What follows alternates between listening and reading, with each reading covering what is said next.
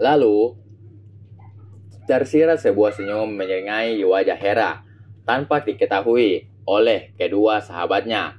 Ya, dia harus melakukannya. Meskipun Melanie akan merasakan sakit yang sama yang ia rasakan saat ini.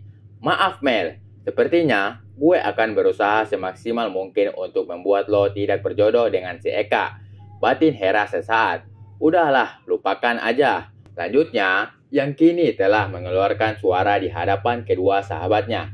Namun, tampak Melanie terdiam sambil menatap wajah Hera. Ada yang disembunyikan gadis itu, yang semakin membuat Melanie makin penasaran tinggi. Mungkin hari ini Hera tak akan mampu menjawabnya. Mengingat juga, Hera seperti menjaga perasaan Melanie agar tak sakit. Akan tetapi, semakin ia melawan, maka semakin besar rasa keingintahuan terhadap cewek yang Hera maksud. Gak mungkin, Hera salah orang. Maka, terdengar Melanie menarik nafasnya dalam-dalam dan berpikir ia yang akan mencari tahu sendiri siapa gadis yang dimaksud oleh Hera itu. Di gedung Eka Wira, sore hari tampak seorang CS sedang membersihkan lantai. Eka yang baru saja keluar dari lift mengetahui jika ada CS yang sedang bekerja memilih untuk memutar meja resepsionis, lalu menghentikan langkahnya dan menoleh ke CS yang masih sibuk mengepel lantai. Perasaannya dilanda kerinduan akan pekerjaan yang pernah ia prank ketika bekerja di Telesindo. Ia pun menarik nafasnya dalam-dalam. Kemudian, selama di perjalanan, pikiran Eka benar-benar telah tertanggung. Apa yang sekarang mereka lakukan? Ya, benak Eka bertanya-tanya tentang apa kawanannya yang saat ini telah ia tinggalkan. Kawanannya mulai dari para security, OB, dan juga para CS beserta Pak Warto pimpinannya ketika itu. Tampak Eka tersenyum mengingat kenangannya bersama mereka. Mereka semuanya saling berbagi suka dan duka, dan semuanya telah Eka rindukan saat ini. Ia sadar telah lama melupakan mereka dan sibuk kepada pekerjaannya sebagai pimpinan tertinggi kedua di kerajaan Eka Wira. Mengingat semua itu, membuat Eka merasa nafasnya sedikit sesak. Maka, ia pun telah memutar balik mobilnya menuju ke suatu tempat. Yang tak lain, kamar kosan sederhananya yang telah lama ia tinggalkan. Namun, ia telah membayar sewanya selama setahun kala itu kepada pemilik kos. Beberapa saat kemudian, di tempat berbeda, dalam ruangan CS di kantor Telesindo, aktivitas para CS di siang hari seperti biasanya, menyimpan peralatan bersih-bersih mereka di loker sesuai petunjuk yang selama ini ada di pintu setiap loker. Pak Warto tampak baru saja mengatur mejanya, lalu duduk membakar rokok kreteknya, duduk menatap para bawahannya, yang sebenarnya hanyalah berbeda antara leader dan para CS. Tapi pekerjaan Pak Warto tetaplah masih sama dengan mereka, yaitu bersih-bersih. Devi dan Rina, kedua CS wanita kini duduk sambil menikmati santapan makan siang mereka yang sengaja mereka bawa dari rumah. Dan Pak Warto kini melihat ke arah dua wanita itu yang sedang berbincang-bincang. Sampean kangen juga tak Mas Eka? Pak Arkarna, ujar Devi dengan logatnya yang khas. Ya, gitulah Mbak. Semua orang khususnya para CS benar-benar merasakan kehilangan sosok Eka. Maaf, aku masih terbiasa nyebut nama Eka daripada Pak Arkarna.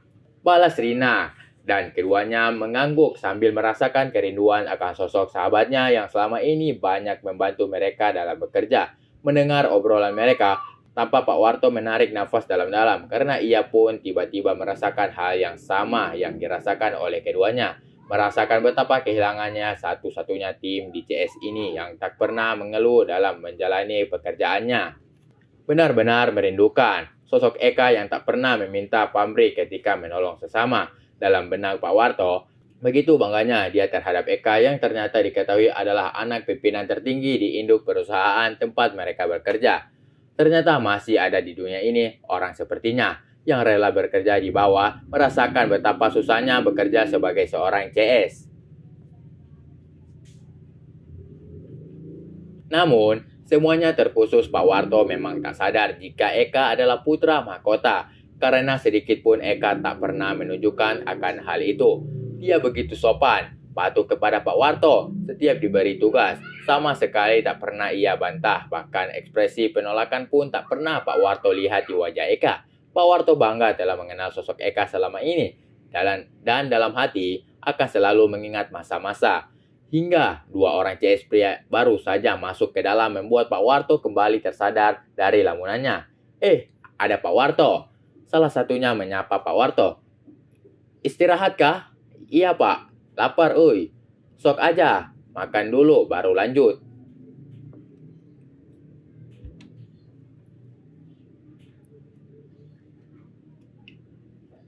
Saat sedang sibuk-sibuknya mengobrol bersama sambil menikmati makan siang mereka, begitupun Pak Warto yang sedikit masih saja mengenang Eka sambil ikut menyantap makan, dikejutkan oleh suara ketukan di pintu.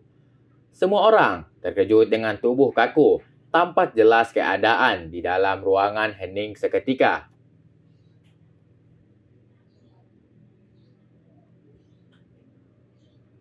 Ada yang sedang ingin memasukkan potongan tempe ke mulut harus terhenti.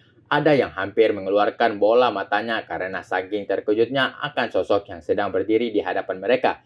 Pria itu adalah pria yang mereka bicarakan barusan. Pak Warto, teman-teman, gimana kabar kalian? Mereka para CS sebenarnya merasakan merinding. Apalagi saat pria di hadapannya ikutan duduk di dekat mereka. Di sebuah bangku panjang terbuat dari kayu. Tersenyum dengan meramah. Baik pak, kata Pak Warto dengan bibir bergetar. Loh pak, kok kaget? Ini aku loh, Eka. Iya pak, aduh, maaf. Mbak Devi, Mbak Rina, Mas Anto dan Mas Kintos. Piye kabare?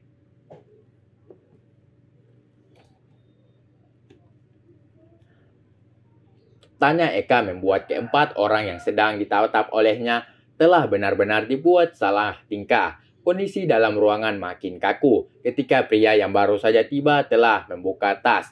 Pak Warto, iya pak, masih bisa kan? Aku kerja di sini. Tanya pria itu masih saja tersenyum.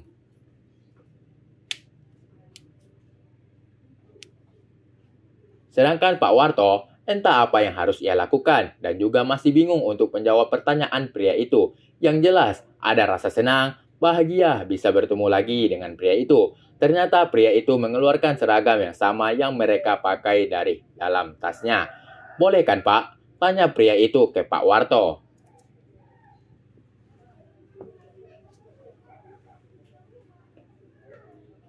Tapi Pak, ini aku loh, Eka. Masa lupa? Kini pria itu mengajak mereka bercanda. Hingga akhirnya lama-kelamaan mereka telah kembali seperti sedia kala.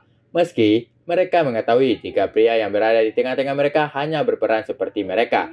Namun mereka tetap bangga dan juga merasakan kebahagiaan atas kerinduannya selama ini dengan sosok pria itu.